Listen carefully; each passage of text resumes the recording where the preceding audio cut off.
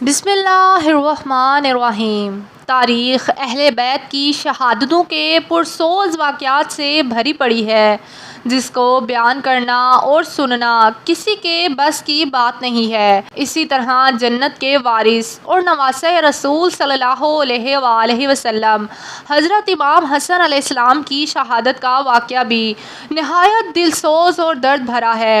ناظرین گرامی، 15 رمضان المبارک 3 ہجری کو شہزادہ حضرت امام حسن رضی اللہ عنہ سورۃ کوثر کی پہلی تفسیر پڑھ کر حضرت علی شیر خدا اور خاتون جنت حضرت فاطمہ رضی اللہ عنہ کے صحن میں جلوہ افروز ہوئے۔ آپ کی شان اقدس میں بہت سی صحیح الاسناد احادیث بھی موجود ہیں، جن کو بیان کرنا مقصود نہیں۔ حضرت سیدہ فاطمہ رضی اللہ عنہ سے روایت ہے کہ وہ حضرت حسن اور حضرت حسین رضی اللہ عنہ کو رسول کریم صلی اللہ علیہ وآلہ وسلم کے مرض الوصال کے دوران آپ صلی اللہ علیہ وآلہ وسلم کی خدمت میں لائیں اور عرض کی، یا رسول اللہ صلی اللہ علیہ وآلہ وسلم، انہیں اپنی وراثت میں سے کچھ عطا فرمائیے۔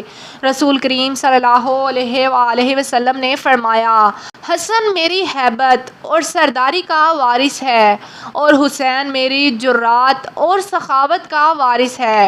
اہل سنت کے مطابق حضرت امام حسن 5ویں خلیفہ، جبکہ اہل تشیع کے مطابق آپ دوسرے امام ہیں۔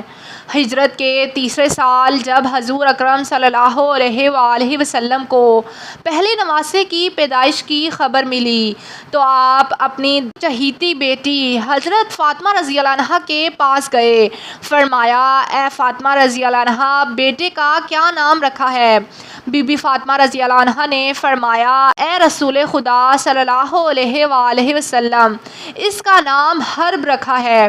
اللہ کے نبی صلی اللہ علیہ وآلہ وسلم نے فرمایا، نہیں بیٹی، میرے پیارے نواسے کا نام حسن ہے۔ 7ویں روز آپ کا عقیقہ کیا گیا اور سر کے بال کٹوا کر ان کے وزن کے برابر چاندی خیرات کی گئی۔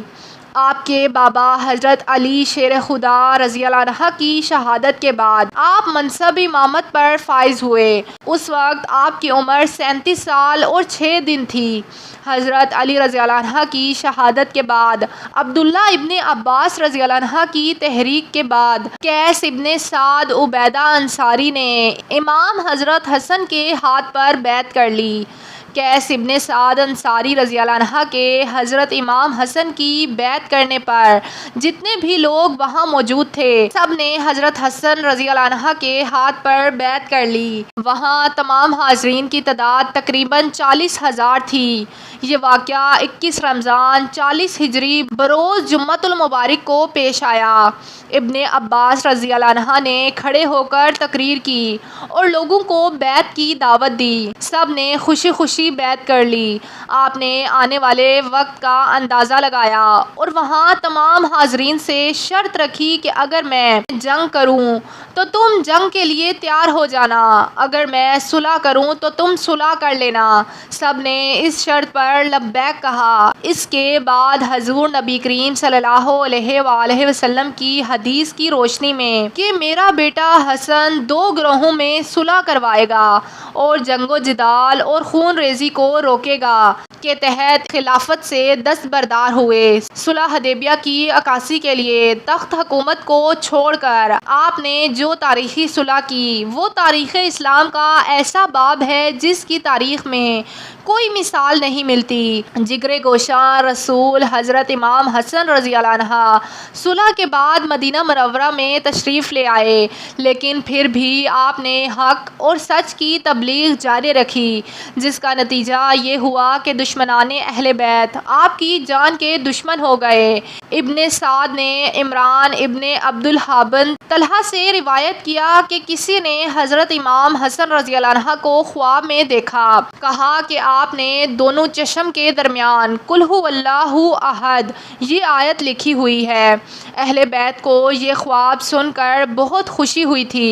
جب یہ خواب حضرت سعد بن مسیب کے سامنے بیان کیا گیا تو انہوں نے فرمایا، اگر یہ خواب آپ نے واقعی دیکھا ہے جو آپ بیان کر رہے ہیں تو نواسۂ رسول حضرت حسن رضی اللہ عنہ کی زندگی کے چند ہی روز باقی ہیں۔ یہ تعبیر صحیح ثابت ہوئی۔ جودہ بنت اشد جو امام حسن کی بیوی تھیں، اس کو کسی نے انعام و اکرام کی لالچ دے کر امام حسن رضی اللہ عنہ کو زہر دلوا دیا۔ جب آپ کو قے آتی تو قے کے ساتھ آنتیں کٹ کٹ کر خارج ہوتیں۔ جودہ اشد بن قیس کی بیٹی تھی۔ دوسری صدی ہجری کے مورخ احمد بن یحییٰ بلازری کے مطابق وہ اپنے باپ اشد کے نیرنگ کی وجہ سے امام حسن کی زوجیت میں آئیں۔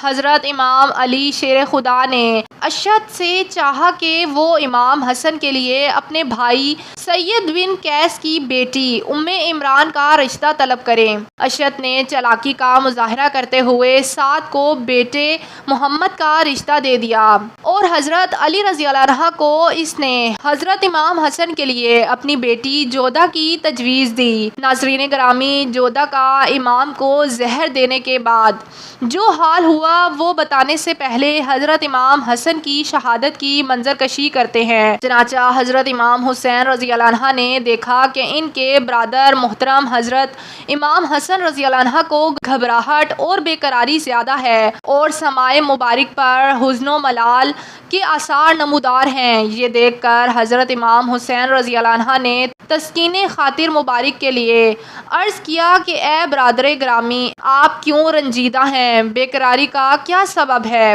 حضرت امام حسن رضی اللہ عنہ فرمانے لگے، اے میرے بھائی، میں کچھ ایسے مرض میں داخل ہونے والا ہوں جس کی مثل اب تک داخل نہیں ہوا تھا۔ وہ خلق الہی عز و جل میں سے ایسی خلق کو دیکھتا ہوں جس کی مثل میں نے کبھی نہیں دیکھی۔